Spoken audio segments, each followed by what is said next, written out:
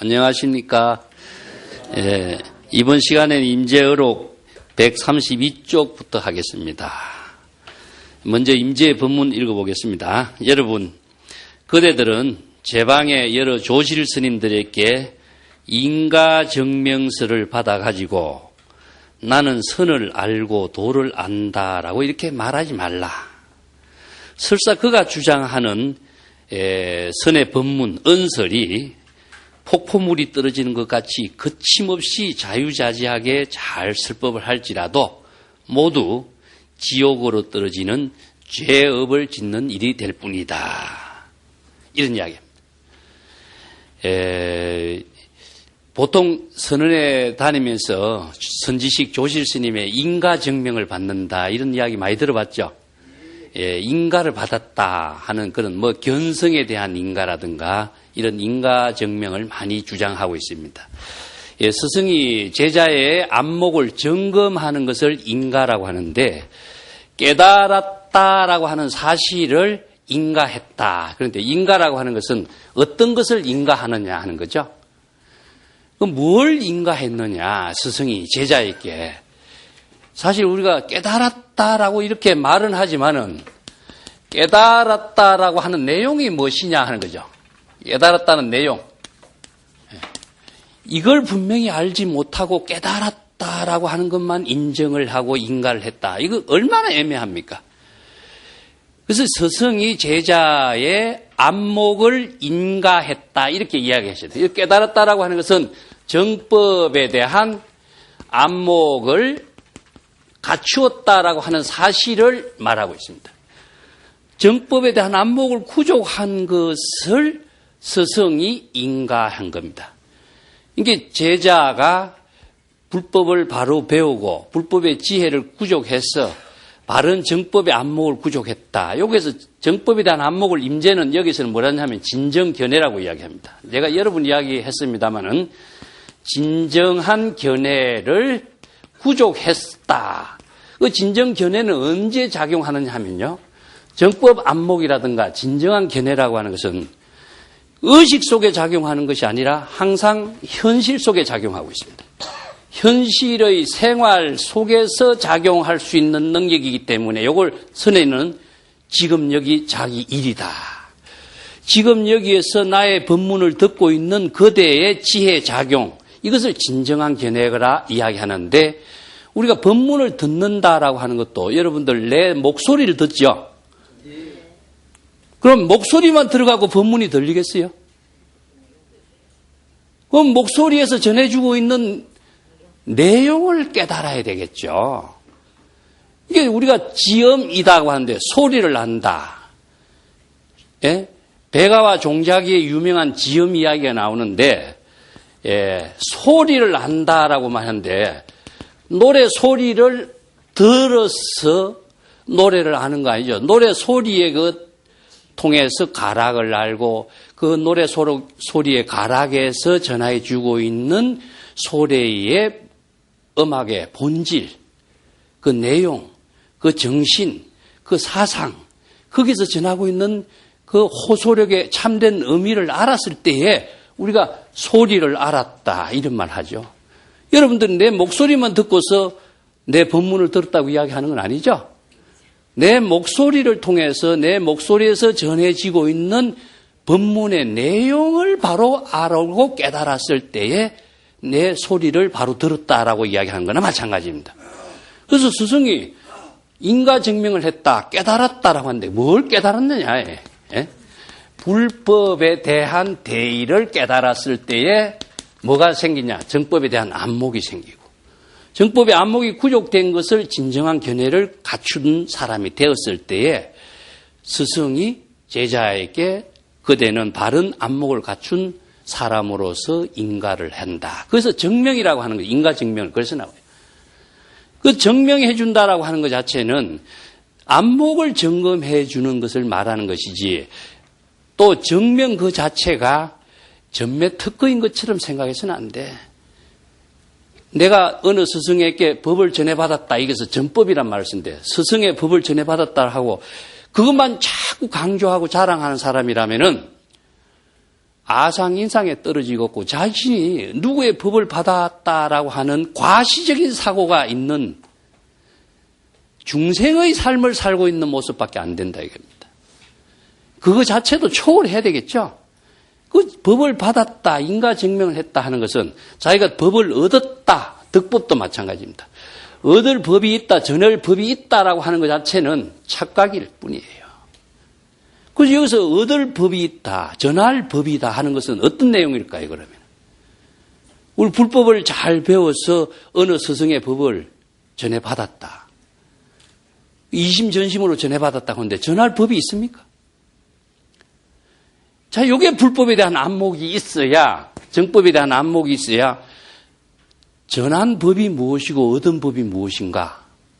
이 안목이 있어야지 전할 법이 있고 얻은 법이 있다고 한다면은 법이라고 하는 어떤 대상 경계에 내가 집착해버려서 자신이 중생이 되어버려요. 누구의 법을 전해받았다고 이렇게 주장하는 사람은 아상인상에 떨어지고 있고 자신이 누구의 법을 전해받았다라고 하는 권위주의와 어떤 과시적인 사고에 살고 있는 중생이 되어버려요. 이 때문에 우리가 저 법을 전해받았다라고 하는 불법의 참된 대일은 무엇이냐. 이것을 바르게 구족했을 때에 정법에 대한 안목이 나오면은 일체의 모든 의식적인 사고가 누구에게 법을 전해받았다 하는 과시적인 사고까지도 초월돼야 돼. 그 초월이라고 하는 것 자체는 현실 속에서 지혜로운 삶을 실현으로서 이루어지는 것이에요. 지혜와 자비로운 삶을 통해서 이루어지는 것이지 내가 언제 누구에게 법을 전해받았다, 내가 어떤 법을 얻었다, 내가 어떤 깨달음을 얻었다라고 하는 사고를 가진 것은 의식 속에서 아상인상의 과시적인 사고의 삶에서 벗어나지 못한 추한 모습을 이야기하는 것밖에 안 돼요. 이 때문에 우리가 이런 법을 바르게 불법을 배워야 바른 안목으로서 자신이 지혜로운 삶을 실현할 수가 있다는 겁니다. 자, 만약에 진정한 구도자라면은 세간의 허물을 비난하지 말고 간절하게 불법의 대의를 파악할 수 있는 진정한 견해를 체득하도록 노력해야 된다. 만일에 진정한 견해를 깨달아 체득한다면은 정법을 볼 수 있는 안목이 분명하고 비로소 일대사의 일을 마친 사람이라고 할 수 있다. 일대사의 일은 언제 이루어진다 그랬죠? 예? 자, 항상 내가 이야기했습니다. 일대사라고 하는, 일대사는 생사대사인데 생사대사는 지금에 이루어져요. 지금 여기에 번뇌망념이 이루어지고 번뇌망념을 초월하는 일은 현실 생활 속에서 이루어지는 지혜로 작용하는 힘에 의해서 이루어지는 것이 생사대사고 일대사인 것이지 의식 속에서 생사대사 이루어지지 않습니다. 이 착각하지 말아야 된다. 진정한 안목을 갖춘 사람은 남의 허물을 보지 말아야 돼. 남의 허물을 보면은요, 이게 법구경에서도 이야기하고 대성불교 경전에서 남의 허물을 보지 말라, 육조단경에서도 강조한 이유가 우리가 중생이 눈이 바깥으로 떨펴져 있어서 자신은 못 보고 남의 모습만 보여요. 남의 모습을 허물을 보면은 자신이 망념이 일어나게 돼 있고 망념이 일어나면 바로 생사대사에 업을 짓는 중생이 돼버려. 그래서 부처님이 그러면 세간의 모든 중생의 허물을 보는 눈이 없어서 안 봅니까? 다 보지만은 자신이 생사대사에 업을 짓는 중생이 되지 않는 지혜를 구족하고 있기 때문에 그 남의 허물을 보는 중생심에 떨어지지 않는 현실의 지혜로운 삶을 실현할 수 있는 능력을 갖춘 사람이 바로 부처의 지혜다. 남이 나를 아무리 욕을 해도 그 욕 소리에 내가 끄달리면은 내가 바로 중생이 되고 업을 짓는 중생이 내 자신이 되지 다른 사람에게 허물이 있는 게 아니에요. 근데 반야신경 책에도 항상 이야기했지만은 인욕행이라고 하는 것이 그래서 어려운 거. 그래서 진정한 불법의 대의를 아는 인욕행을 하는 것은 인욕바라밀이 되고 불법의 대의를 모르면은 억지로 참으려 하면은 인욕바라밀이 안 돼요. 아무리 참아도 그것을 업을 짓는 중생으로서의 인욕이지 보살도의 인욕은 안 되는 거예요. 이 때문에 남의 허물을 보지 마라 하는 이유는 내 자신이 업을 짓는 중생이 되지 않기 위해서. 그럼 어떻게 되겠죠? 자신의 본래심의 지혜로운 삶을 실현할 때에 남의 허물을 보지 않는, 중생의 업을 짓지 않는 자신의 현실적인 살림을 할 수가 있겠죠. 그래서 안목이 없는 사람은 바로 경계에 떨어져 버려요. 불법의 대의를 모르는 사람은 차별 대상 경계에 떨어져서 그것이 남을 이해한 것이 아니고 남에게 비난받는 것이 아니고 자기 자신이 업을 짓는 중생이 돼버리기 때문에 불교에서는 항상 자각. 그래서 망념이 일어나면은 망념이 일어난 사실을 자각하라. 자각할 때에 벌써 안목을 갖춘 진정한 견해를 가지고 현실 생활에 자신이 깨달으며 생활할 수 있는 거예요. 자각을 하지 못하면은 자동문에 떨어져서 업을 짓는 중생이 돼버려요. 그래서 자각을 하는 그 지혜는 불법의 대의가 뒷받침되고 있기 때문에 불법의 대의를 알아야 자각을 하는 겁니다. 그래서 진정한 견해를 갖춘 것은 항상 현실 생활 속에서 이루어지고 있다.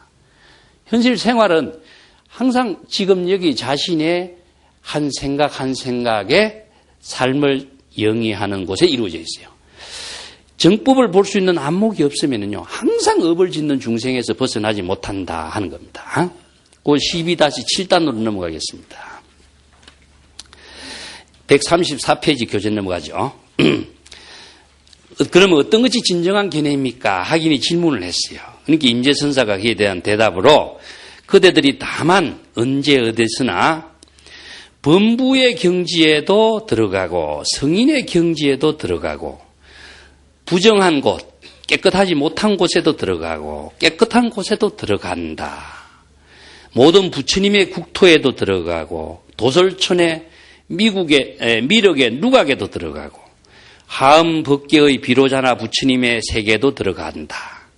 그런데 그대가 가는 곳마다 어디에서나 국토를 완성하고 잠시 일정한 형체로 존재하다가 드디어 모든 것이 파괴되어 본래의 공으로 되돌아가는 성주괴공의 과정을 보게 되리라. 이 무슨 말인가 좀 이상하죠? 여기서 들어간다 하는 것은 뭐냐 하면은 우리가 그 세계가 현실적으로 존재하는 세계라고 착각을 하지 마라 이겁니다. 의식 속에서.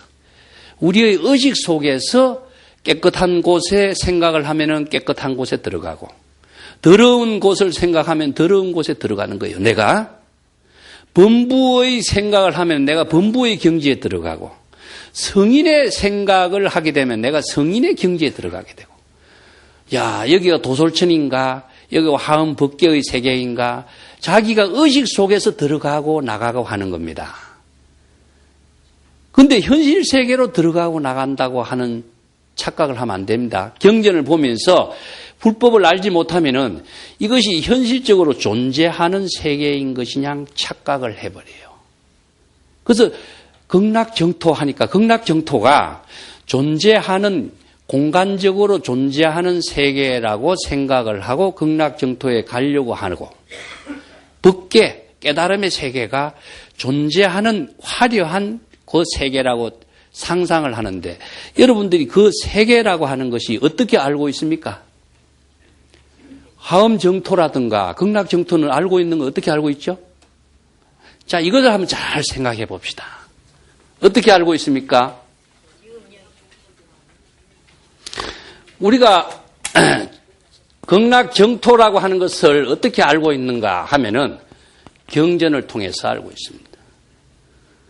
알고 있죠? 경전에서 화엄경이나 정토경전이나 경전에서 부처님이 설법하면서 도솔천의 세계가 어떻고 33천이 어떻고 사바세계가 어떻고 경전에서 주장하고 있죠. 경전에서 설하고 있는 내용을 우리가 어떻게 알고 있냐. 지식으로 우선 알고 있습니다. 지식으로 알고 있는 것을 우리가 인식으로 알고 있는 것은 의식 속에서 알고 있는 세계일 뿐입니다. 여러분 가보셨어요? 안 가봤죠? 그럼 알고 있는 것을 어떻게 알고 있습니까? 의식 속에서 알고 있는 거예요. 지식으로 알고 있는 것이고. 그런데 정토에 가고 오고 이것이 중생이 의식 속에서 육도윤회하는 겁니다. 좋은 곳에 가고 깨끗한 곳에 가고, 여러분들이 좋은 것은 좋아하고 깨끗한 것은 좋아하고 더러운 것은 싫어하고, 이것이 바로 의식 속에서 작용하고 있는 중생심의 세계예요. 자, 여기서 화엄 세계, 정토의 세계, 여러 가지 부처님의 세계, 이 모든 경전에서 주장하고 있는 부처님의 경지가 다 경전에서 설하고 있는 내용을 통해서 우리가 알고 있는데, 우리가 알고 있는 내용은 내 의식 속에서 있는 세계일 뿐이지 현실 세계는 아니에요. 착각하지 마라. 그래서 불교의 윤회는 심법의 윤회, 마음속에서 중생심으로 작용하고 있는 윤회입니다. 현실적인 윤회라고 착각하면 불법을 모르는 거예요. 그 세계가 있다고 환상적으로 생각하는 것 자체가 불교에서는 바른 안목이 없는 사람이다. 그래서 부처님이 그러잖아요. 깨달음의 세계가 있다, 불국토가 있다 하는 것 자체는 중생의 세계를 벗어나기 위해서 방편으로 제시한 세계이다. 그런데 그것이 현실적으로 존재하는 세계라고 착각하는 것은 중생이 전도몽상 착각 속에서 벗어나지 못하고 있다. 왜냐? 정법을 모르기 때문에. 진정한 안목이 없기 때문에 존재한다고 착각할 뿐이에요. 착각하면서 그 세계에 가려고 평생, 깨달음을 얻으려고, 깨달음을 구하려고 그렇게 평생을 거기에 쏟아. 이것이 뭐냐? 중생의 의식 속에, 환상 속에서 매무르고 있어요. 그래서 우리가 도라든가 깨달음이라든가 한소식이라고 하는 착각 속에서 벗어나야 자기가 현재 깨달음의 지혜로 안목을 갖춘 현실 생활의 깨달음의 생활을 이룰 수가 있어요. 그런데 보통 중생은요, 무지무명 때문에 그것을 바른 안목을 갖지 못해서 항상 의식 속에 작용하고 있어요. 여러분, 부처를 구해서 얼마나 많이 헤매고 도를 구해서 얼마나 많이 시간을 쏟습니까? 그 연약 달다가 자기 거울에 비친 자기의 얼굴의 미남의 모습을 찾아서 얼마나 많이 돌아다녔어요. 거울에 비친 자신의 모습의 실체를 찾아서 아무리 돌아다녀도 거울에 비친 모습은 환상인 것이지 실제 하는 세계는 아니죠. 이것을 비유한 거야. 우리가 그 세계가 있다고 생각하는 것은 의식 속에서 경전의 지식을 통해서 알고 있는 그 세계는 의식 속에 있는 거울에 비친 모습과 같은 환상의 세계인데, 실제 하는 세계인 것이냐 착각을 하기 때문에 그 세계를 추구하고 평생 엉뚱한 길에서 시간 낭비하고 있는 모습이다 이겁니다. 이 환상의 세계, 그래서 부처님의 세계가, 부처님이 경전에서 그렇잖아요.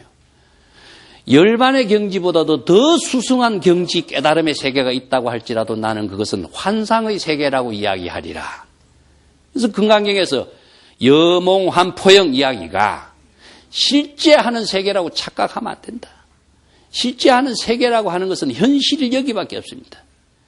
그래서 불교에서는 부처의 중생심을 벗어나서 불심의 지혜로 살기 위해서 다양한 방편의 법문을 제시했는데, 중생심을 벗어나기 위해서 제시한 방편의 법문의 세계가 실제 하는 세계라고 착각을 하기 때문에 중생이 또 거기에서 착각에서 벗어나지 못하고 있다.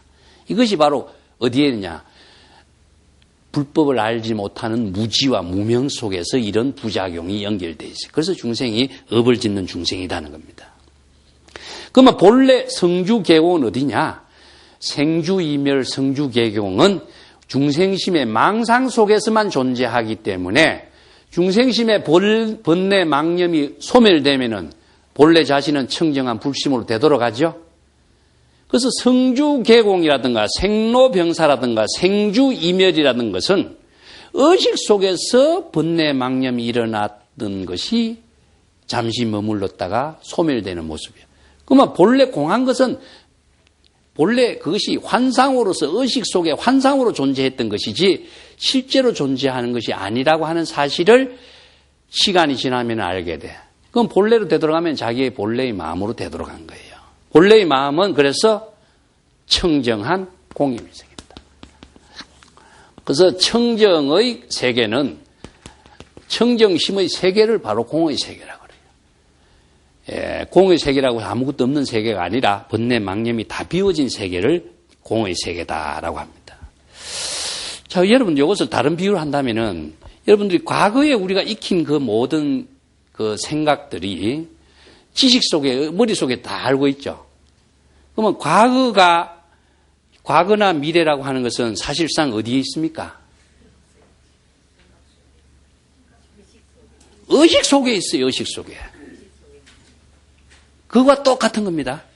우리가 경전 학교 다니면서 공부하고 책을 통해서 공부하고 불교 공부한 모든 지식들이 과거에 다 익힌 것이죠. 그것이 어디 있냐? 의식 속에만 있어요. 그런데 의식 속에 있는 것이 현실 세계에 있는 것이냐 착각하는 것이 중생이에요. 그 의식 속에서 있는 모든 지혜를 현실 생활 속에서 작용하도록 하는 것이 선인데 의식 속에서 과거의 생각을 하다 보니까 현실 생활은 전부 다 망각하고 있는 겁니다. 그런데 내가 전에도 이야기했지만 인간은 85%를 과거의 의식 속에 시간 낭비 다 하고 15%를 미래의 공상적인 세계의 환상 속에 빠져서 보내고 있다. 그러니까 현재 5%의 인생을 살고 있는 모습이 그러니까 중생은 과거나 미래에 대한 의식 속에서 끊임없이 자신의 판단을 바로 하지 못하고 또 다른 업을 짓고 있는 모습이라는 겁니다. 선에서는 이것을 철저하게 현실 생활 속에 살라. 그래서 지혜라고 하는 것은요. 지혜로운 생활은 현실에서만 이루어져요. 아시겠습니까? 지식과 상식과 인식 속에서는 현실의 생활이 아닙니다. 이걸 착각해서는 안 된다. 이걸 지금 법문하는 겁니다. 자, 서가모니 부처님이 이 세상에 출현하셔서 위대한 진리의 수레바퀴를 굴리고 대법륜을 굴렸다 그러죠. 뒤에 열반의 세계에 들어갔기 때문에 가고 오는 모습을 볼 수가 없다. 부처님의 생사 번뇌 망념을 찾아보아도 결코 찾아볼 수가 없다. 생사의 번뇌 망념이 일어나지 않는 깨달음의 세계에 들어가서 여기저기 국토를 유행하고 연꽃으로 장엄된 화장 세계에 들어가고 일체의 모든 법이 모두 다 공한 것이며 실다운 법이라고 하는 것은 없다고 분명히 설하고 있는 것이다. 자, 부처님이 팔상성도라고 여러분 아시죠? 예, 도솔천에서 태어나고 사바세계에서 살다가 이렇게 돌아가신 열반하신 모습을 8가지 그림으로 나눈 것을 팔상성도라고 하는데 부처님이 이렇게 태어난 모습도 가고 오는 모습이 있습니까? 그래서 열에는 가고 오는 모습이 없죠. 어디에서 오고 어디에서 가고 하는 건 없어요. 그럼 부처님이 그러면 출현하지 않은 것은 아니죠. 부처라고 하는 것은요, 항상, 현실의 삶을 사는, 현실의 삶을 지혜로 사는 것을 부처라고 그래요. 그래서 열애라고 하는 것은 본래 그대로의 모습으로 가고 있는 것인데, 열애는 가고 오고 하는 모습이 없어요. 가고 오는 모습이 과거나 미래라, 아니면은 장소가 출발점과 목적지라고 하는 것이 없기 때문에 항상 어디입니까? 지금에 살고 있어요. 그 부처님이 49년 동안 설법을 했지만은 나는 한 글자도 설하지 않았다. 왜? 설한 목적이 없고 설했다라고 하는 상대적인 분별심이 없고 설한 내용이라고 하는 데 대한 고정된 어떤 법이라고 하는 것을 설정하지 않았어요. 그럼 부처님은 언제? 지금 여기에서 자기의 본분사의 일을 했을 뿐이다. 본분사의 일을 어떻게 했습니까? 시절 인연에 따라서 자신이 바른 법으로서 안목 있는 법으로서 자신의 생명활동을 했어요. 부처님이 49년 동안 설법을 한 것이 중생을 위해서 설법했느냐? 여러분 그렇게 생각하고 있죠? 이거 불법을 모르는 사람이야. 내가 그렇게 자주 이야기했잖아요. 자기 본분사의 생명활동을 위해서 사신 거래요. 중생을 위해서 설법한 게 아니에요. 달마가 서역에서 중국에 온 것은 가섭에게 법을 전해서 온 게 아니라는 점입니다. 그럼 왜 왔죠? 자기 본분사야. 자기 본분사가 언제? 시절 인연에 따라서 이루어졌어요.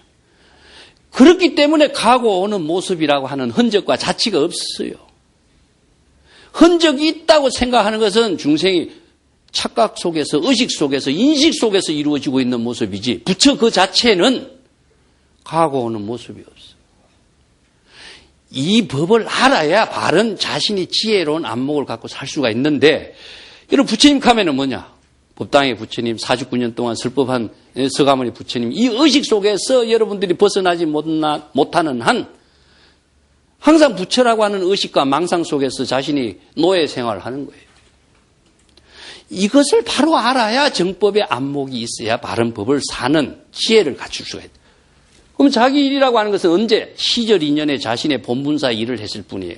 그것을 내가 다른 말로 해서 어떻습니까? 자신의 생명활동 그 자체를 한 모습이지, 가고 오는 모습, 시간과 공간의 어떤 위치나. 그래서 불교는 부처님의 법문을 우리가 의존한다든가 법문에 따라서 우리가 얽매인다든가 이게 아니에요. 그 법이라고 하는 것 자체는 자신이 지혜를 바른 안목으로 지혜로운 삶을 실현할 수 있는 하나의 기준을 설정한 거예요. 그 법을 자신이 깨달아서 실행하도록 하는 것이지 부처님 법에 의존해서 살라는 말은 불교에서는 없습니다. 이 점을 바로 알아야 내가 바로 선의 생활을 할 수가 있는데, 누구를 위해서 목적의식으로 깨달음을 위해서 도를 위해서 이위해서라고 하는 중생의 분별심에서 벗어나지 못하는 한 지혜로운 생활을 할 수가 없어. 진정한 안목도 생길 수가 없어. 이 점이 바로 인재의 법문에서 나온 거예요. 자, 여기서 실다운 것이 없다. 그게 뭐냐면 무실이야. 금강경에서 이것을 무실이라고 합니다. 예. 불교에서는 제법 실상이라고 하는 말을 써도 실다움이라든가 실체라든가 이것을 인정하지 않아요. 왜냐? 무실은 다른 말로 한다면 공이란 뜻입니다. 일체의 모든 것이 다 시절 인연의 작용으로 이루어지고 있는 모습일 뿐이지, 그 시절 인연의 작용으로 이루어지는 모습을 바르게 보는 안목을 바로 정법의 안목이라든가 진정견해라고 하는 것이지, 고정된 어떤 법으로서의 실체성을 갖고 있는 것은 불교에서는 없어요. 깨달음, 부처, 도, 법 없습니다. 있다고 생각하는 것은 의식 속에서 작용하고 있는 자신의 착각 그 자체뿐이에요. 없어요. 그렇기 때문에 지혜로운 작용을 할 수가 있어요. 있으면은 여기에 만약에 어떤 실체가 있다, 깨달음이라는 실체가 있다, 도라는 실체가 있다고 생각한다면은 그 깨달음과 도라고 하는 실체에 내가 얽매여서 노예가 되어서 자신이 죽어버려요. 없기 때문에 자신이 자유스러운 지혜를 펼칠 수가 있는 거죠.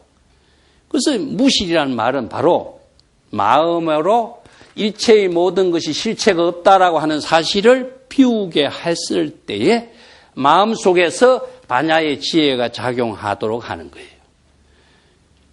이 의식의 대상 경계가 어떤 의식의 대상 경계를 한마디 말로 부처나 도나 깨달음이나 한마디 말로 제시해도 의식의 대상 경계가 남아있는 한 자신이 지혜로운 삶을 살 수가 없어요.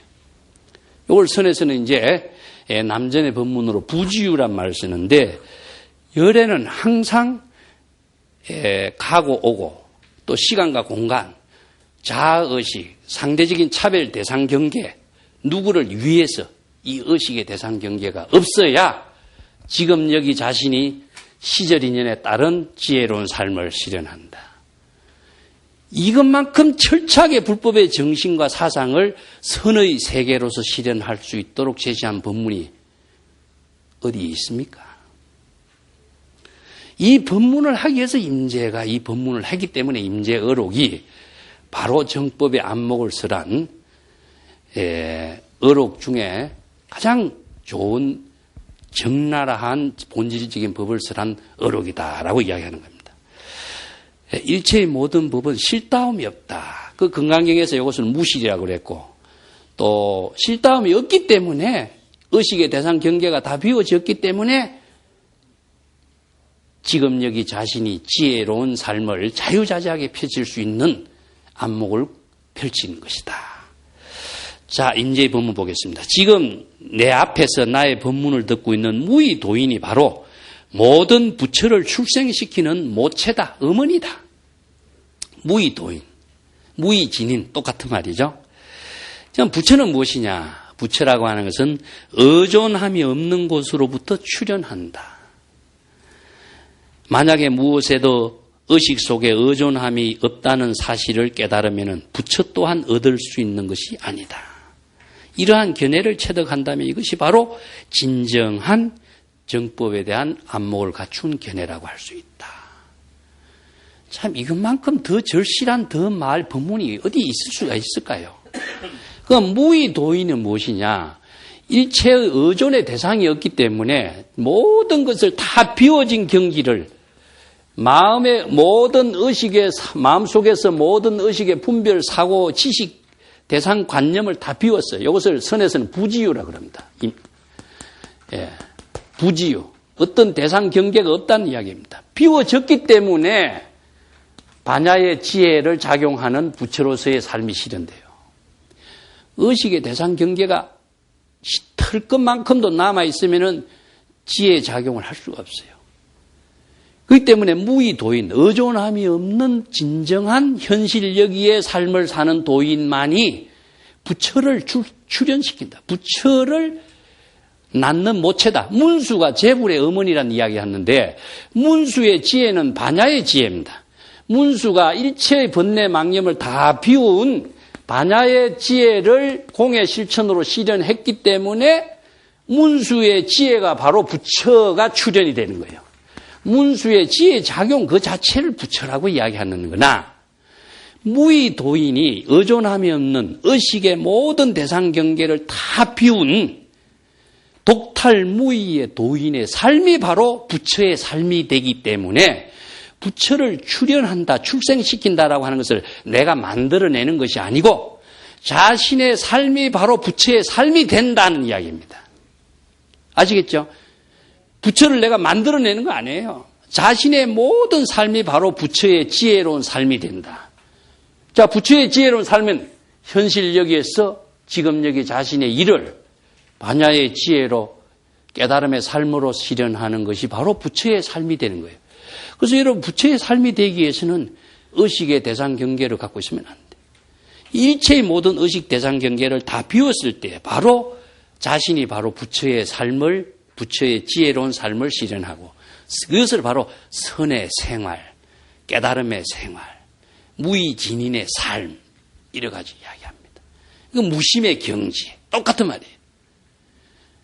자, 무의도인이나 무의진인이 바로 부처의 지혜로운 삶을 사는 모습이다 이겁니다. 자, 이런 이야기를 인제가 이제 강조한 것이죠. 꼭 한 단 더 보겠습니다. 137쪽에 넘어갈게요. 많은 구도자들이 이러한 불법의 진실을 깨닫지 못하고 형상과 명칭과, 자, 부처라고 하는 형상, 경전에서 전해주고 있는 여러 가지 가르침의 내용, 부처라고 하는 내용, 깨달음이나 도에 대한 내용, 이 응구에 집착해서 범부나 성인이나 하는 이름에 차별 분별심을 일으켜서 속박을 하고 있다. 그래서 그대들의 안목은 여러 가지 장애를 받기 때문에 진정한 견해가 분명하게 작용할 수가 없다. 자, 여기서 여러분 부처라고 하는 참된 의미를 불법의 대의로 깨닫지 못하면은 부처라고 하는 그 막연하게 아는 그 말이 자신의 모든 의식을 사로잡아 버리죠. 그러면 자신이 부처라고 하는 의식의 경계에 끄달려서 지금 여기 자신의 삶을 살 수가 없게 돼요. 이것을 지금 이야기하고 있어요.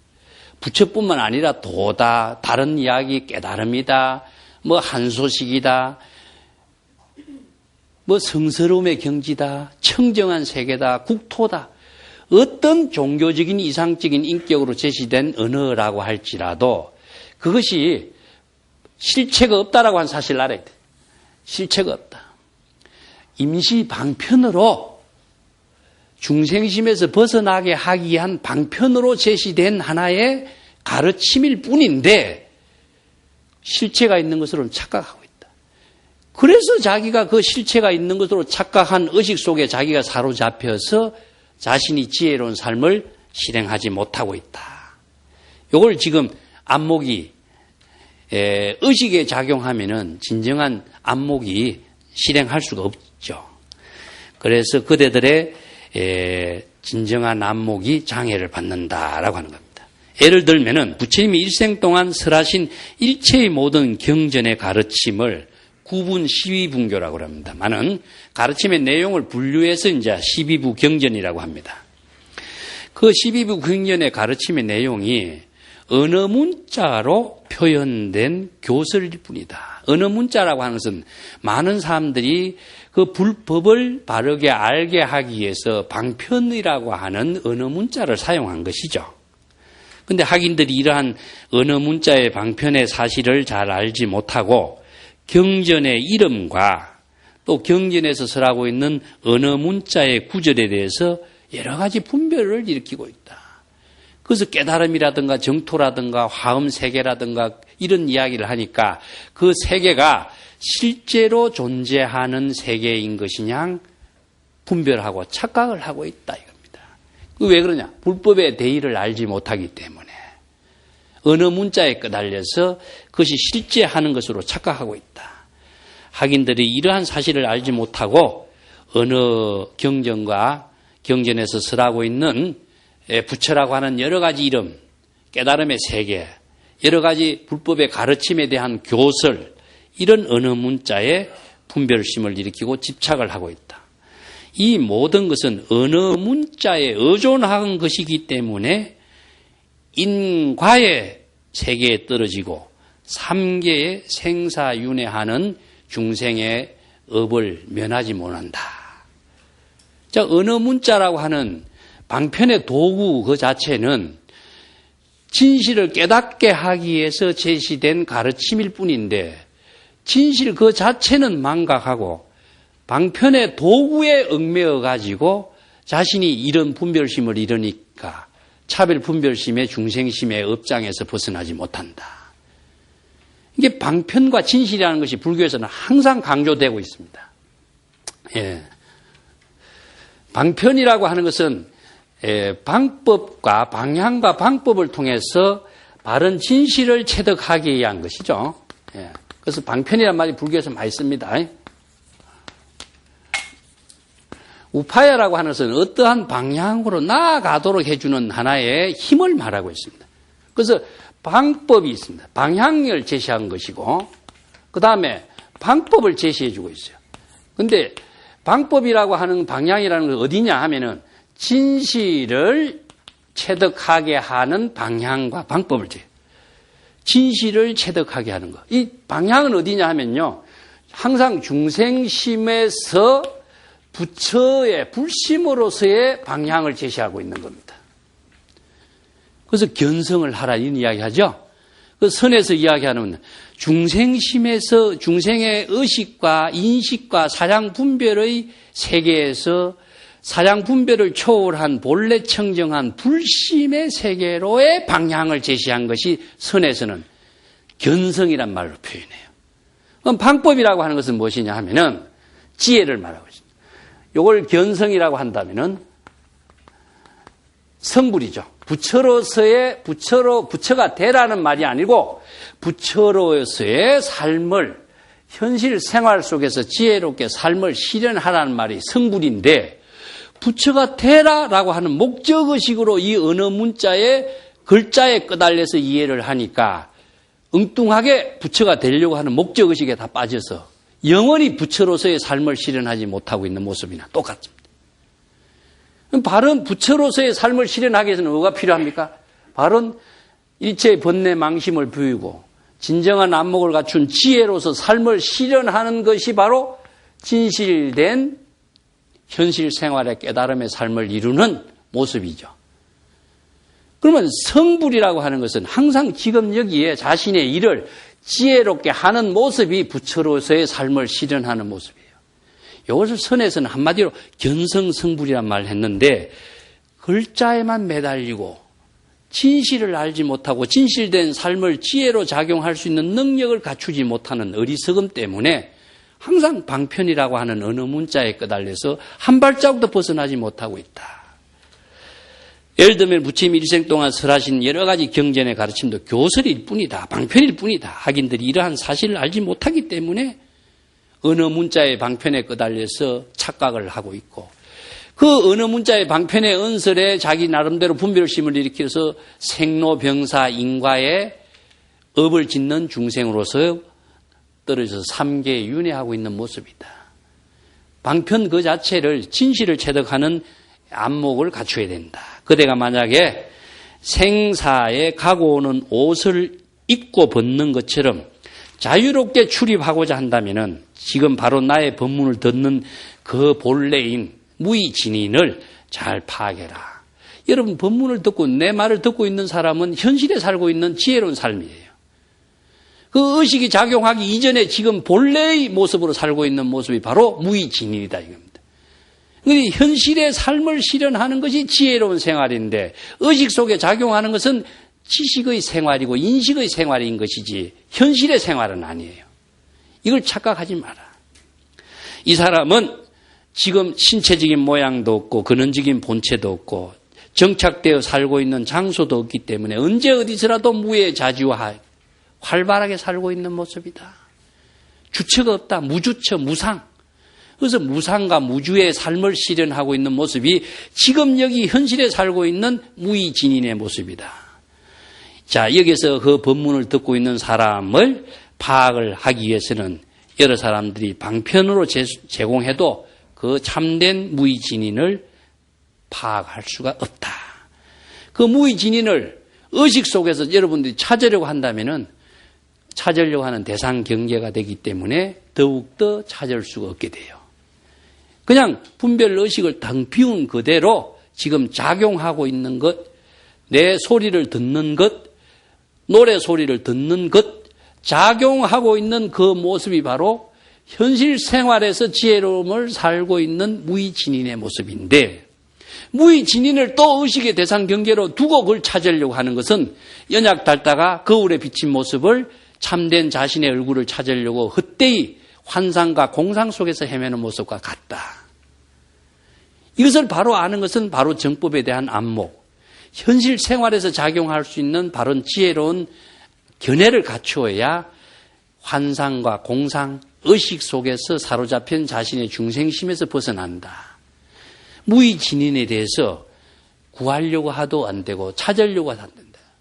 우리가 마음을 찾으려고 하고 마음을 얻으려고 하고 얻어질 수가 있느냐?